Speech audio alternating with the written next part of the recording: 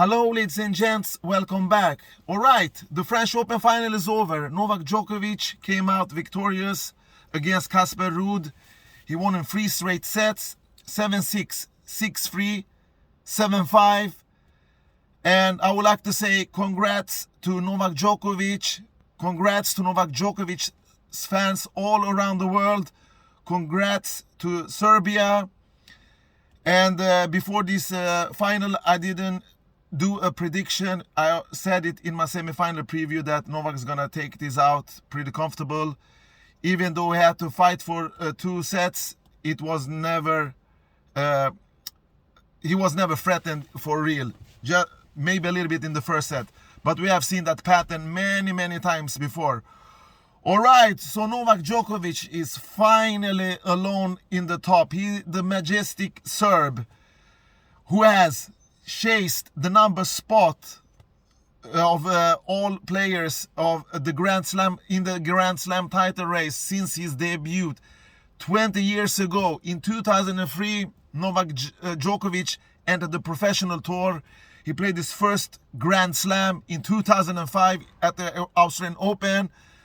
And funny facts about that appearance, maybe the Djokovic fans knows that he lost to Marat Safin in the first round of Australian Open 2005 in his first Grand Slam appearance.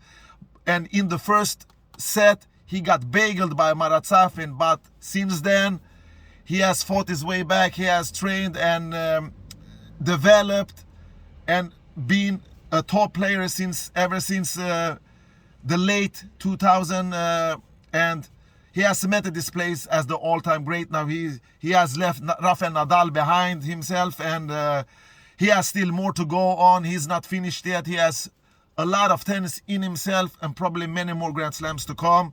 He will be the huge favorite at Wimbledon, of course.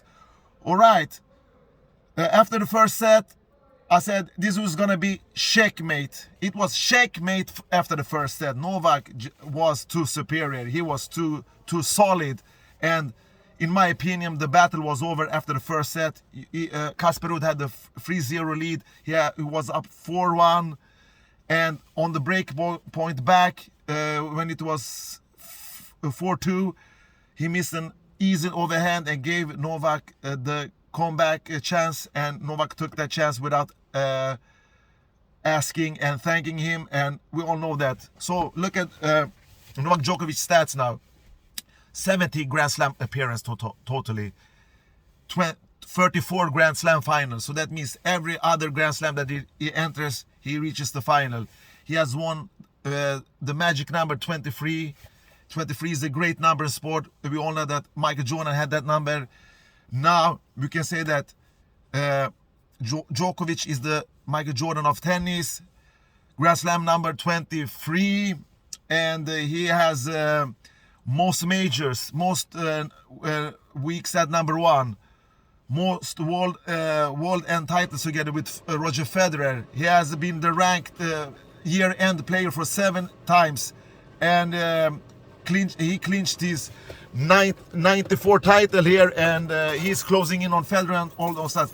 But look, guys, on all the important titles in his career, he has surpassed Roger Federer and Rafael Nadal in every major important stats, and I can happily say that he's the most decorated player, the most complete, the best player I have ever seen. Because I've said many times in my videos before, my all-time favorite tennis player of all time is Andre Agassi, playing similar to Novak, but Novak is much better.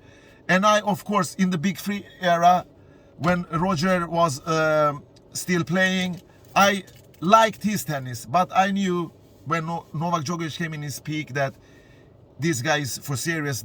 He's the biggest threat of not of ending with most Grand Slam title, but I saw that he was better than them. But I didn't imagine that he could catch up with Roger Federer first and then Rafael Nadal. So everybody who knows Djokovic know that he got that elbow injury in 2005. In the end of 2016 and 17, he got the surgery. He was standing on 12 Grand Slams by then, And since then, since 2018, he has almost doubled his Grand Slam titles. He was 12 in 2000 when 2012 started, and now has reached the number 23. So Novak Djokovic has still more to come. And all right, a little bit about the match. He didn't necessarily play the best match of his life, but he did what he had to do. He changed the game. He changed the game plan after a while. We have seen before Khachanov played great in the first set. Carlos Alcaraz played toe-to-toe in 1.5 set with Novak Djokovic. And this duel was gonna end on the baseline. It's gonna be a baseline battle as the previous round in the semifinal. And the Norwegian guy Casper Ruud, who has played rock solid through this tournament, he really deserved the spot. We saw in the final why I reached the final, even though he hasn't met the best player. He defeated Zverev in the semifinal. He defeated Rune.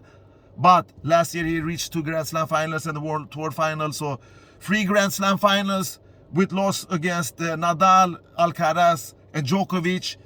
And that pattern says something, that these guys have superior firepower. Casper Ruud still needs to do more winners. He's safe from the baseline. But today, 31 winners, 31 unforceros. Novak did 52 winners and 22 unforceros. So Novak did more than 20 more winners than Casper Ruud. And in the end, when you can't protect your serve and you don't return that good, you are doomed against a solid rock player like Novak Djokovic. All right, the match started out pretty fortunate for Casper Ruud. Novak did so much unforced error. I've actually never seen him do so much unforced error. I think he was up like in 9 unforced errors in the first 2 games. And in the middle of the first set, he was around, I think he did 14 or 13 unforced errors. But in the end of the first set, in the end of the sets, when it most matters, Novak fought back and reduced his unforced errors number, played more clean hitting, and he dictated the rallies and got Ruud exactly where he wanted. Ruud really tried. He tried to put the ball in the middle and work from that and try to squeeze out Novak in the corners, and Novak helped him.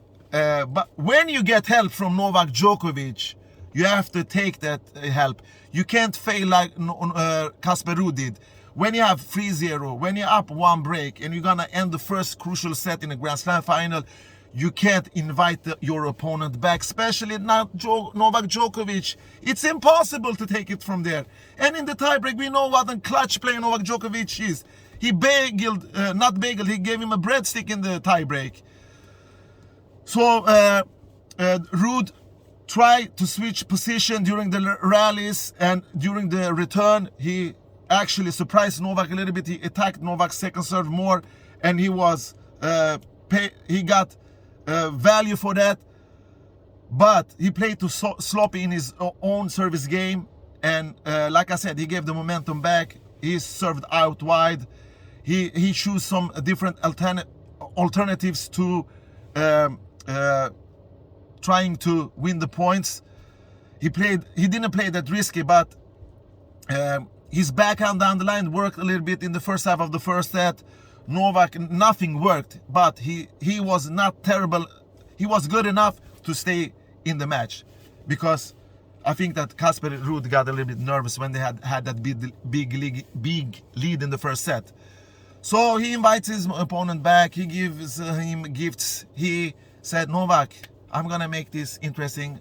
You can break me back and we can go from there and not just rush away. And Rafael Nadal would have never done that, especially at French Open. So the battle ended on the baseline.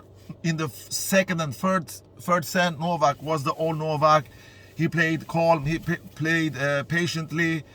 He squeezed the dreams out of Casper Ruud. He squeezed the hope out of Casper Ruud. He squeezed the physique. Even even if he was not tired, it was too tough to play against a wall like Novak Djokovic when he's in the right zone, when he's in the zone.